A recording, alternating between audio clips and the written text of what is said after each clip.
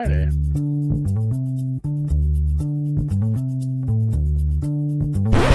Welcome to Deep Dive Daily. Good morning, Andy. Gonna need a couple more cups of coffee to get me through today. Didn't get a lot of sleep last night. There were 8 hours of must-see tennis. 8 hours, 9 hours. I lost track of must-see tennis on. The Australian Open semifinals will go down this year as kind of the quintessential. You're bored because all of the chalk carries through. Well, here's your reward. Really, really amazing ending to this tournament. It lulled you to sleep, and then I said this yesterday last night. Yeah, you did. Yeah, I said Monday. Everybody bitched about this, but we're gonna get really good semifinal matchups. Oh yeah, and honestly, them going 3-0 either way, or the two we had an amazing final. That was in the cards. Yeah, we're having epic 5-setters was great. Yeah, and the women's going 2-0 is set up for an amazing epic women's final, so it's fine. I'm fine with that. But Ryan has a statistical question about tennis. Is losing all 1 point of your breakpoint chances bad? Yeah. I think it was 9 in the final set. He went 0 for 9. Yeah, Djokovic at one point saved 10 in a row, which is absurd. Particularly at that point in the match with the level and the player you're playing against is absolutely insane. Some brief commentary. I did some stupid things. I am remarkably cold right now. It started on Sunday. I had a very poor championship weekend. Your second half over was the only kind of salve for my day on Sunday.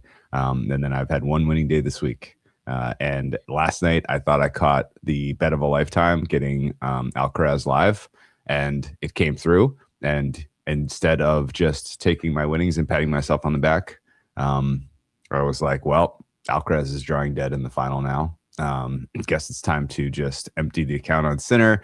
And yes, that is all losing money now. So I turned a small win into a large loss, which is never a good feeling.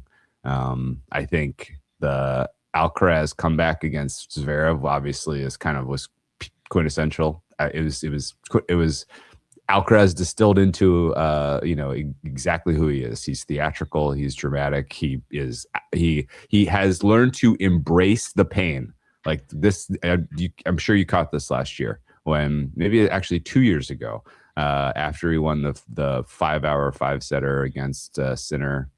I think it was actually last summer in the French Open. Yeah, that was last French. He was like, no, I've learned to internalize it, and I want it to hurt. I want it to go long. I want to be able to dig in. And when everybody else is flagging and, kind of feeling the fatigue, he's strengthening, and it's insane. I don't know how he does it. It's amazing. His tennis style is must watch. And it doesn't matter who he's playing. Could be, player 128 in the tournament. It's still going to be an entertaining match. And poor Zverev. He's such a hateable character that it's like hard to find anything nice to say about him. But this is the most painful of all of the losses he's had, I would imagine.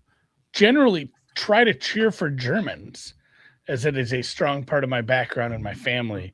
I cheer for the German team in World Cups. I cheer for German squads in the like the Club World Cup and the Champions League, but I can't cheer for this guy. He's like a shithead. And I would also say it was an extremely dubious medical timeout taken by Alcaraz. I don't know if you know the nuances of the rules, but he definitely broke the rules taking that timeout. And I feel like if it's any other opponent, he probably catches shit for it, but because it's Zverev, people are going to look past it. Is that crazy? It was like a pump fake retirement, someone called it.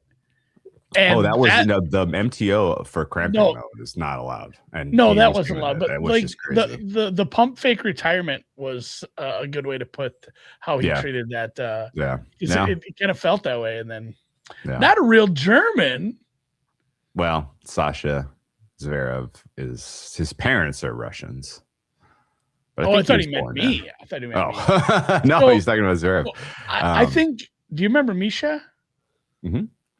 So he was born. He beat Andy Murray in 2017 in spectacular. I believe he was born paved in the way Russia. for Roger Federer to win that title.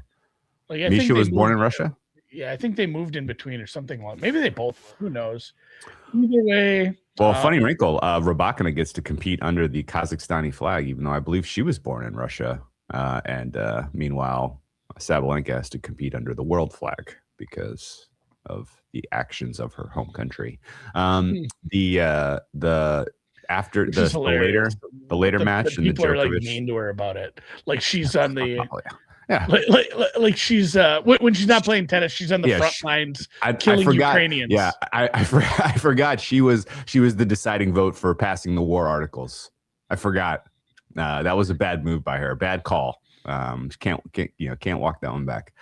No, in seriousness though, the second match will go down as an all-timer just because of where Djokovic is in his career, his age, and the ability he was able to come up with that. I think of tennis, Andy, as largely a numerical problem to be solved, but there are still intangibles, and I don't know how you price the will to win of someone like Djokovic, because that felt like the only difference in the match. I mean, Sinner certainly did not play to his peak or even his average, maybe over the balance of the match. It felt like he played way too safe.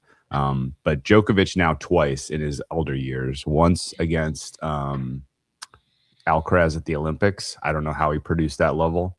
And then today, I don't know how he produced that level. It was unreal. And especially after you watched the first set today.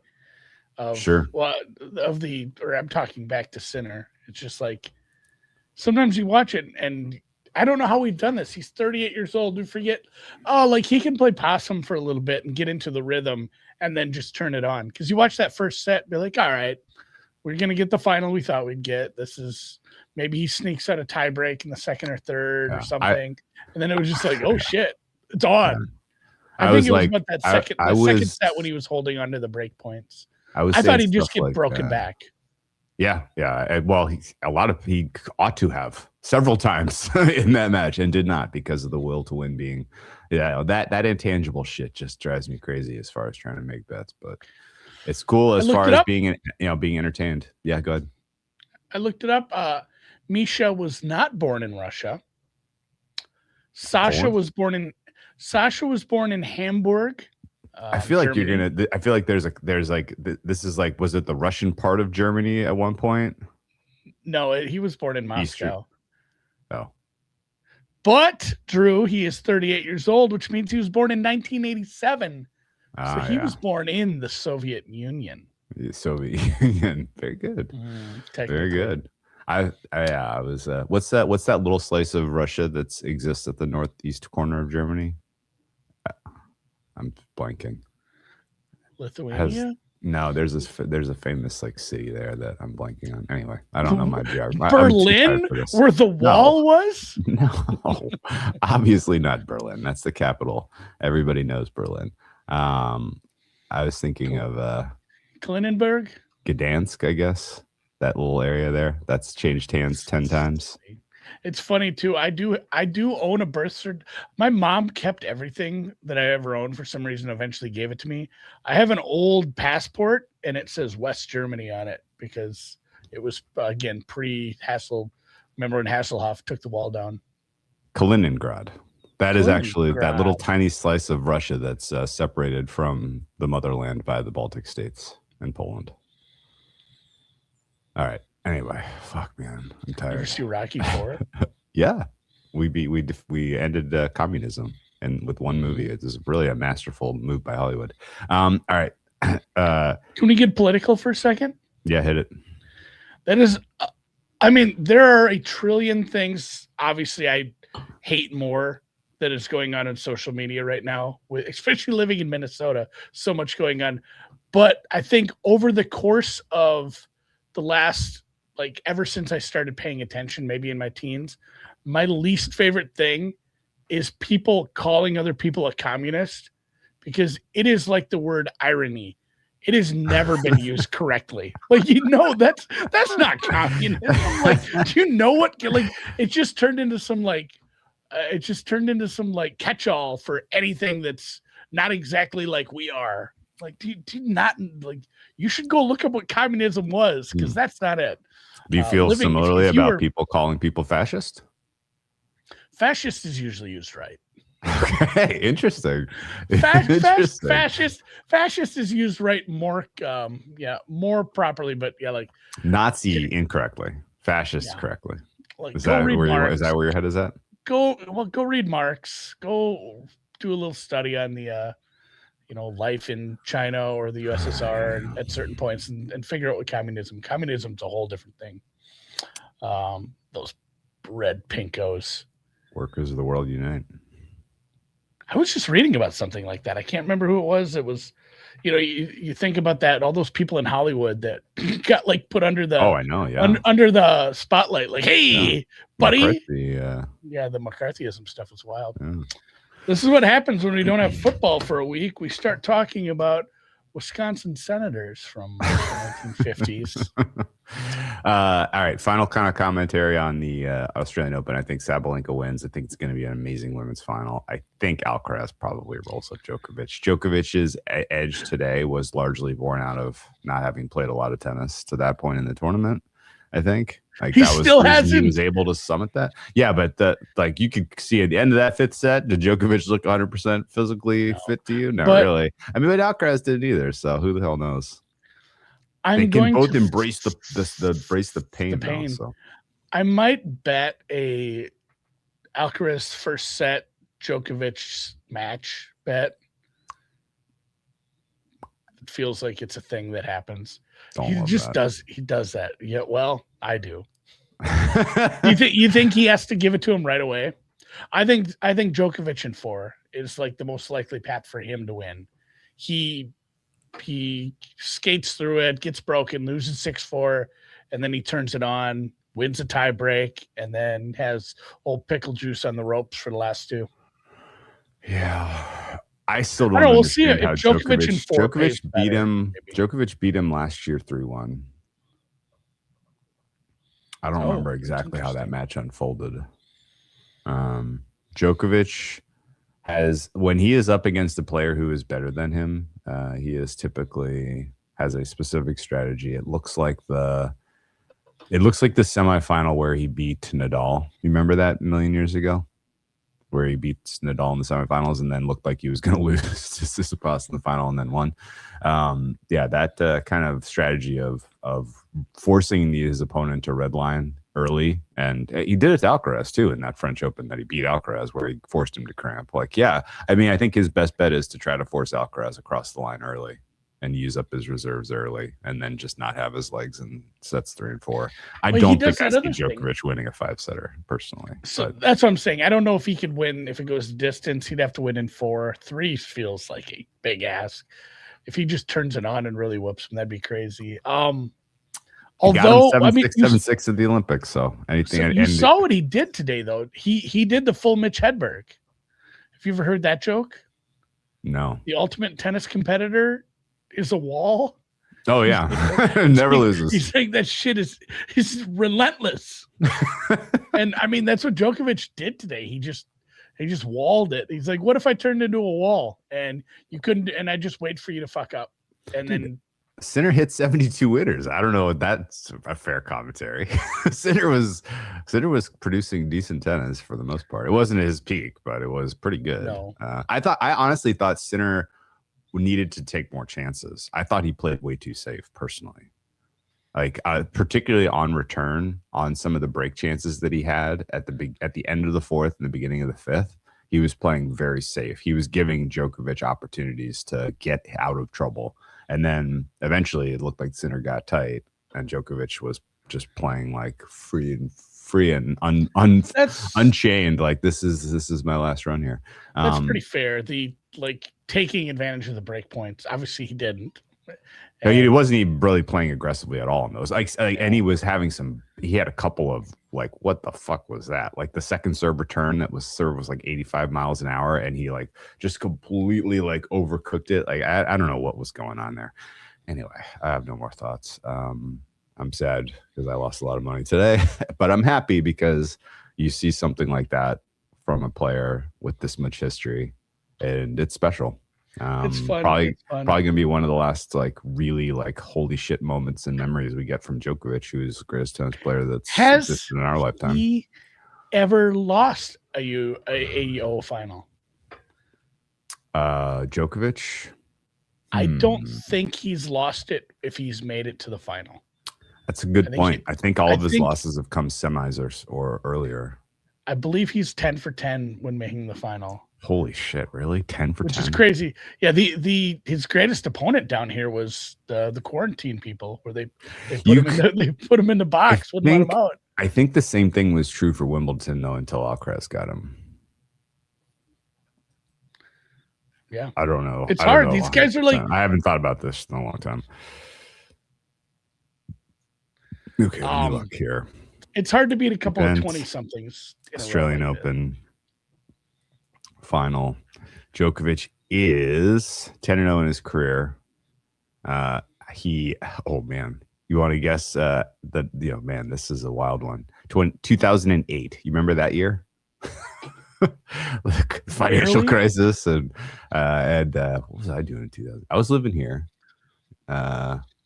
He beat Joe Wilfred Tsonga in the final in 2008. Then he took down Murray, Nadal, Nadal, Dominic Thiem. I forgot Thiem made the final here. He beat him in 2020. He got Medvedev in 2021. Tsitsipas in 2020. I forgot Tsitsipas made the final here. And then he draws Alcaraz now. It looks like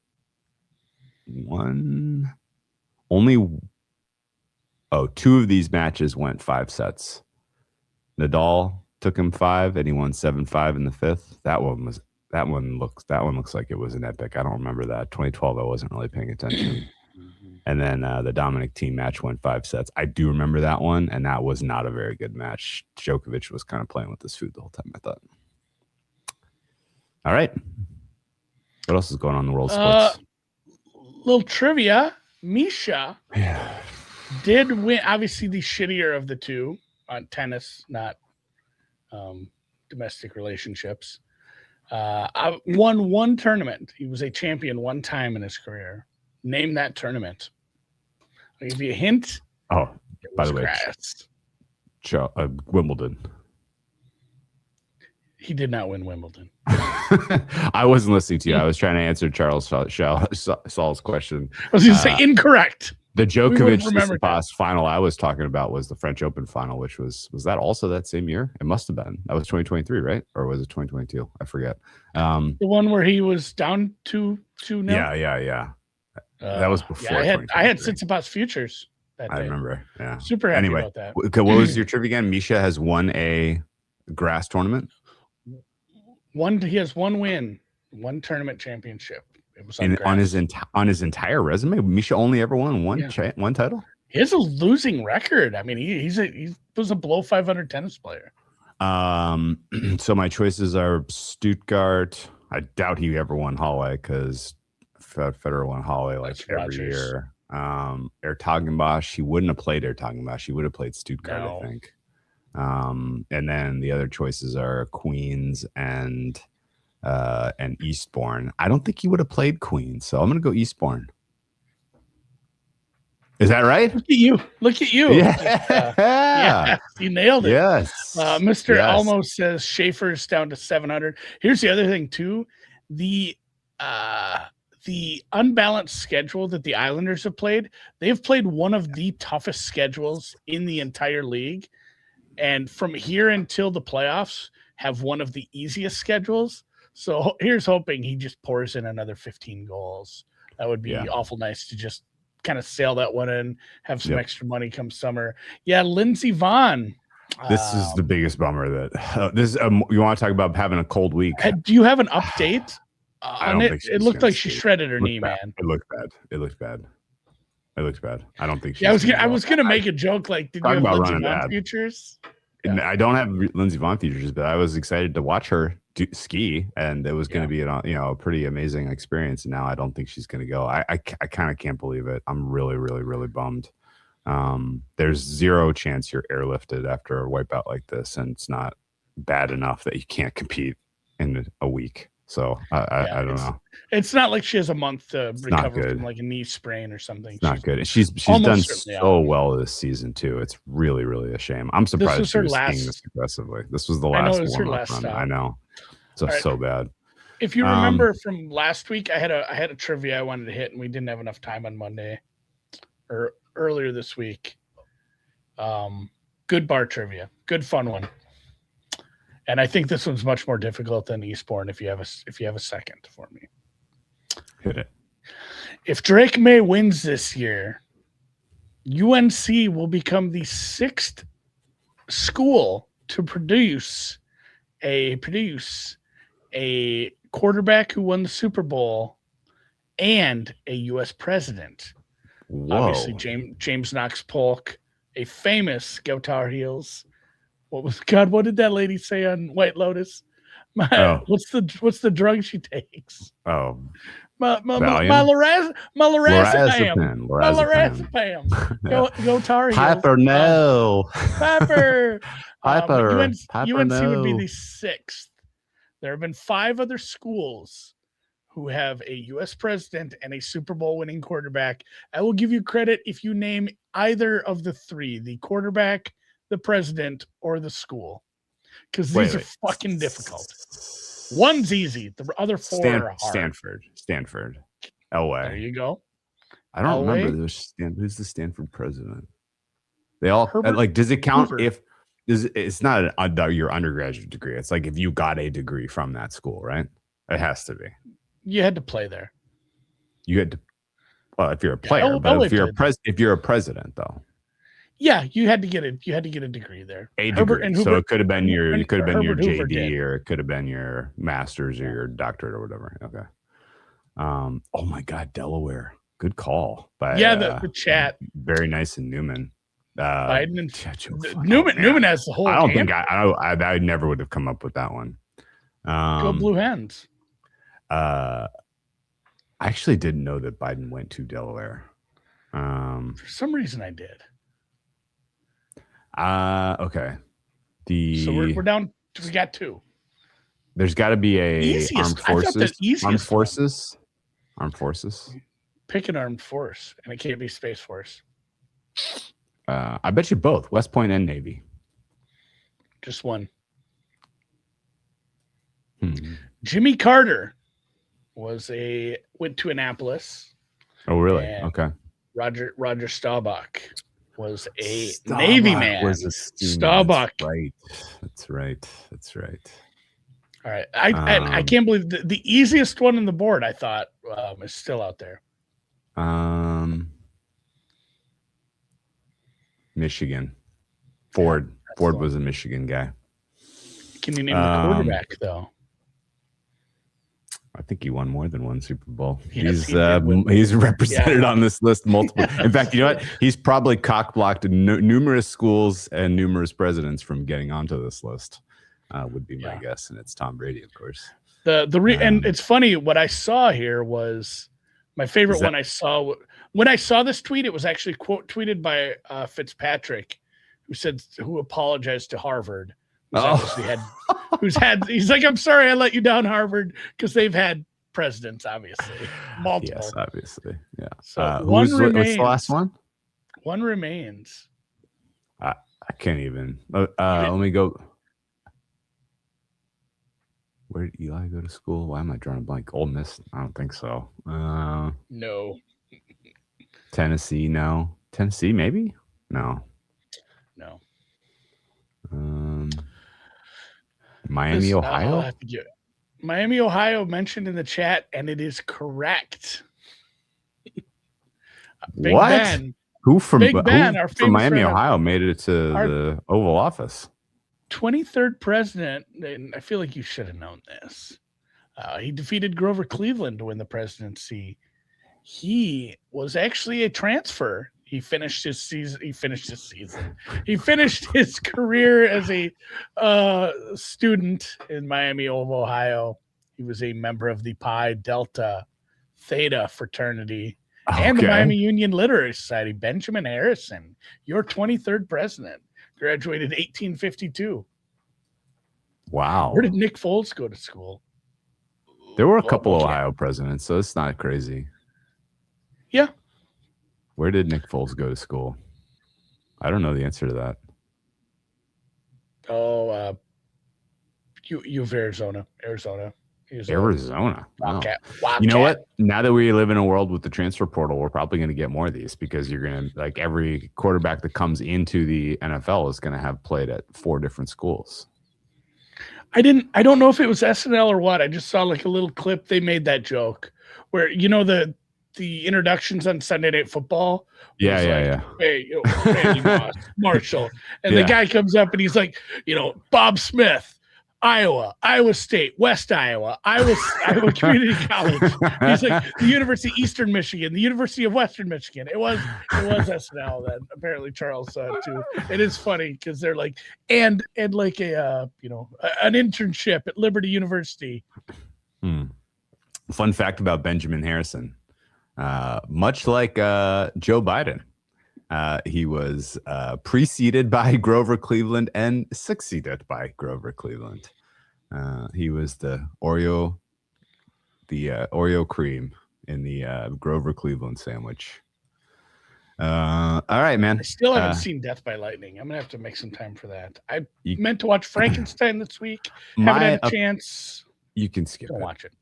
I'm gonna watch it. The most interesting part of Death by Lightning was honestly second screening and reading about the Civil War and what's his name's role as a general in the Civil War and the battles he fought in and all that shit was pretty interesting. The acting was good too, but like, and have you ever watched? I like Michael Shannon so much. He's excellent. Have you ever watched a limited edition series and been like, that was too long? Yeah. This one was too short. Oh. First time I've ever said that. Could have been a movie. Would have been fine. Didn't need to be a 4-episode limited series. I think it's Netflix, although I can't remember. I did start a show the other day with the wife. She likes murdery stuff. So it's called Broadchurch. It is a British I know that one. detective, whatever. It's got Olivia Colman with a terrible haircut on her. I love her to death, but I don't love her hair in this one. Bad haircut. It's a bad cut. But it's good so far. It's got it's got your standard British trope of you got the grumbly cop. You got grumbly cop and happy cop, and they have to find a way to work together to solve the mystery. Yeah. The guy in that, you ever watched the Harry Potter series? No. The series, the old guy, famous the old movies, guy. the movies. I've seen the first one. That's it. I don't love the Harry Potter. Okay. The fourth story, The Goblet of Fire. The main antagonist in that, besides Voldemort, is Barty Crouch Jr. That's the detective guy, same actor. Oh, really? Yeah. Yeah, I happened to see that in passing, and I was like, "Oh, the Broadchurch guy." And I was like, "Well, I forgot that happened." Anyway, the recommendation I have for you, content-wise, also Walder Frey from the Game of Thrones is the old dude in Broadchurch. Oh, is he from the Red Wedding fame? If you say so. Julian, send us your yearly list. I'm curious because 2025 was a phenomenal year for television. Like, it'll go down as one of the best. As bad of a movie as a year as it was, I think the television was pretty spectacular. Recommendation for you, Andy, because there's so much good stuff to watch right now. Like, you could go on and on and on with recommendations, but you know how Alex Honnold is hot in the streets because he just climbed that skyscraper? Yeah, I wouldn't watch that. Skip it. Stupid. I watched like 10 minutes of it, and then I wanted to play Zelda. Yeah, there you go. And I played a bunch of Zelda. Okay. I restarted Tears of the Kingdom. This is going to be even more up your alley then. If you like because I'm sure the climbing made you think of that, right? Yeah, for sure. There is a National Geographic special that he released last year or the year before that I missed. That was called The Devil's Climb. Free Solo. Not Free Solo. That was very, very. I saw that in theaters. That was like one of the last movies I saw in theaters. God. It was incredible. He had a movie come out called The Devil's Climb. National Geographic produced. Him and his climbing partner Tommy Caldwell. Do you know who Tommy Caldwell is? He's got this crazy backstory where he's a really famous climber. He was climbing in Kyrgyzstan or somewhere, one of those states kind of around between Russia and Mongolia, one of the stands between Russia and Mongolia, Tajikistan, Kyrgyzstan, something like that. And he got him and his climbing partner got taken by like mountain rebels, right? Who were just like, you're in our fucking country, like this is our land, like you wandered in here, we're taking you hostage. At one point, like he got his finger cut off, which is obviously bad if you're a climber. You don't want to lose a finger. And he escaped capture by like pushing the rebel off like a cliff and like climbing to freedom, which is insane. Like the whole like experiences seems like impossible to be true. And I thought make that into a movie. Shit, yeah, you should. It was just a crazy story. Anyway, he still climbs with not 10 fingers, which is insane. And then he of course has multiple Achilles tendon ruptures, multiple, which is to say he ruptured it. He started training too soon. He re-ruptured it. He's trained too soon. He re-ruptured it. I think 3 repairs on the same Achilles. And you would think, well, at his age, with that much, it's probably over. But no, he was like, I want to prove that I can come back from this. And do you know what it's called? The Devil's Climb. The Devil's Climb. Bathtub. Honnold and Tommy Caldwell get together. They go out to Alaska. The first half of the movie is a little slow as it builds in terms of like telling the backstory and how they trained for it.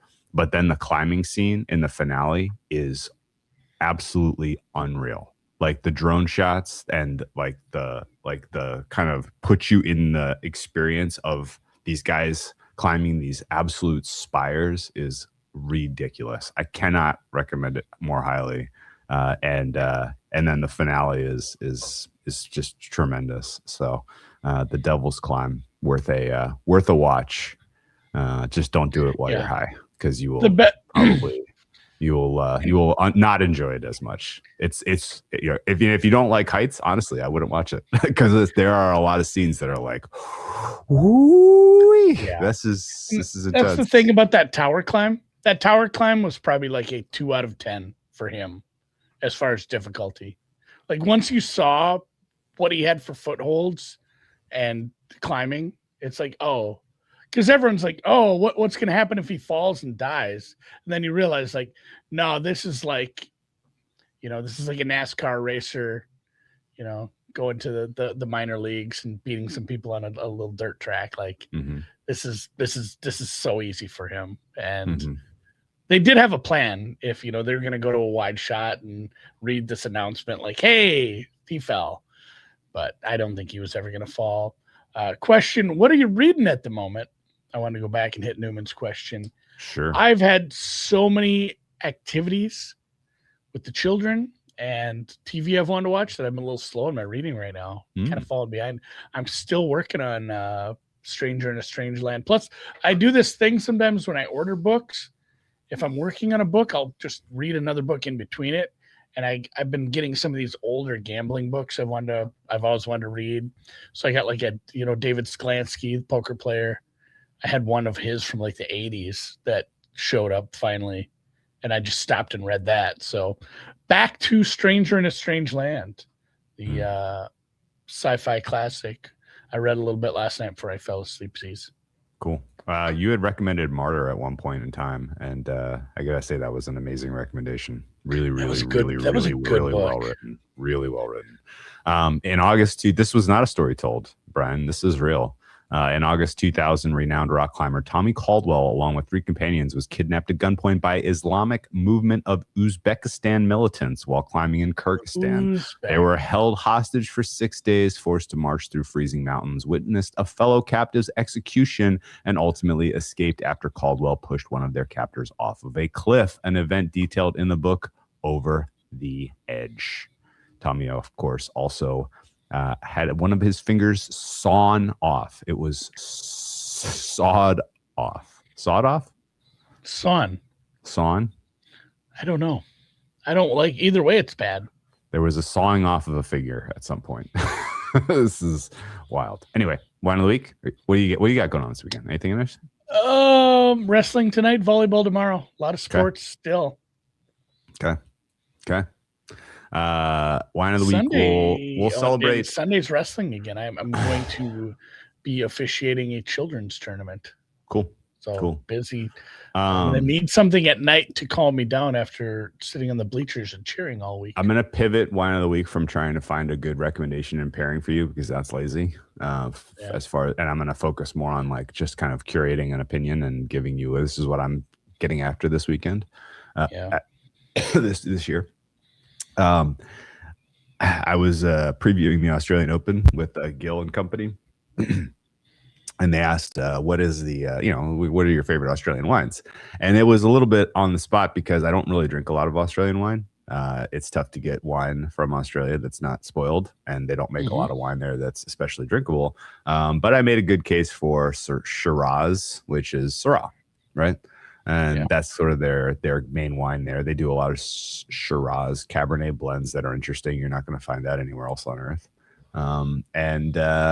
And some a couple of people, but notably a wine critic friend of ours who writes for a very famous publication, was like, "Boy, you really glossed Shiraz there. That stuff is notoriously gloopy." And I was like, "Yeah, I guess it is kind of like, yeah." I felt bad, like I didn't want to mislead people in trying Shiraz and being like, "Wow, what a terrible recommendation. Who is this clown?" Because I actually don't drink very much of it myself, so I should correct the permanent record. The complimentary. I did lose a little respect for you that day. I figured you did. The complimentary wine to Shiraz is Syrah, which they do grow around us. Southern California, Santa Barbara in particular, San Ynez Valley has some amazing Syrahs. That was one of the grapes that they were really seeking in Sideways when they were up in the San Ynez Valley wine tasting. But it is most famously from the Northern Rhone, Hermitage, and just the general kind of further north than Chateau Nutepa, which is more of a Grenache area, further north than Provence, which is more of a Rosé area, further south than Burgundy, which is a Pinot Noir area. And that little sweet spot, kind of from what I know, Hermitage makes the best. But the ones that are like the most prized and that I have never tried, but I will be trying this weekend, is a Côte Rôtie. Do you know what Côte Rôtie means in French, Andy? Côte. No, I don't. It means it means the roasted hillside. The roasted hillside is, of course, referencing the fact that it gets a lot of sun and it is relatively dry. And it's exactly to the type of heat conditions that really the Syrah thrives in, frankly. And the south-facing hills are the ones that produce the most outstanding wines. The higher up on the hill, the better. Like, you got to get out of the Rhone Valley and you got to be south-facing to grow the best grapes there. And so it's like, it's not even really a science. Like, you can literally just look at a map and be like, there's going to be a good wine here, a good wine here, and a good wine here, right? Here's a hillside. Here's a hillside. It's facing south. The higher up we go, the better the wine's going to be. And Côte Rôtie has a couple of really, really famous labels. I've got a couple that I've imported from Kermit Lynch, which I'm excited to try this weekend. And if you find anything from the Northern Rhone that's predominantly Syrah, you're getting the most outstanding true expression of the grape. St. Joseph's also very good. Actually, and St. Joseph's easier to find than Côte Rôtie. I think Côte Rôtie is kind of tougher to find. You want a little agronomical fact about that Syrah? Would love. What are the three big nutrients in most soils? The macronutrients, the nitrogen, the potassium, and the phosphorus. You need extra potassium to grow this. Is that true? There's a saying, K Syrah Syrah. I made that up. I made that agronomical. On the spot? I'd like to lead you into a little journey. On the spot. That's my only Okay, potassium Syrah. joke. Okay. Okay, Syrah, Syrah. That's all I could think of is that damn song. Not true. That is a dad joke. Yes. I've seen some good. I get like dad joke content on my feed now. I'm like, man, is that what I'm looking at? It's better than the hardcore porn. I am gonna buy some wine. I'm gonna need some. We went out for. We'll get a Syrah, man. Find a Syrah and tell me what you think. You're gonna find it leathery, tobacco. But also like the best ones have like a kind of an herbaceousness too. That's really quite good. Have you ever had a really rosemary heavy like trail mix or like snack mix? You know, it's got a lot of that type of like kind of almost evergreen, piney, like foresty. If it's I've been cooking with a lot of rosemary because if you remember, I told you I found that bush of rosemary out in the garden, and now it's on my countertop. So I just constantly have rosemary to use. Yeah. Julian, well ahead of us in terms of the names that are the most outstanding. The one that I have coming is I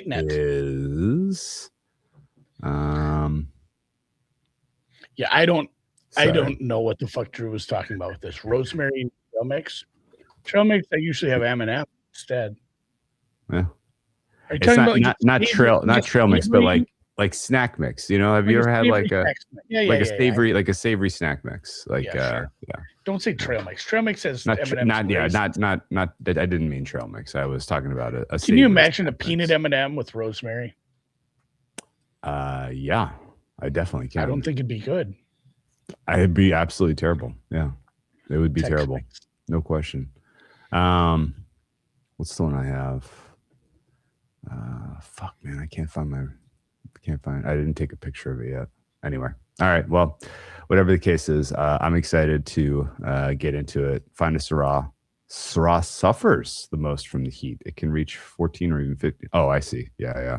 It produces a very high alcohol. That's actually something you should be aware of. If you're typically drinking the Pinots if you're drinking the Beaujolais and the Pinots and you switch to a Syrah, it'll light you on fire. All right, man. That happened to me when we were in the Caribbean. I bought some wine from Jamaica, and it was like 18% or something. Like, oh, this isn't wine. It's too much. It's too much. This is schnapps. I'm drinking schnapps by the glass. So, all right, let's call it a week. We will be back with some Super Bowl content. Sounds like you were drinking. It sounds like you were drinking grog. That's like watered down rum. I believe it was called the Night Train or something. Night Train, fortified wine. That is not the wine.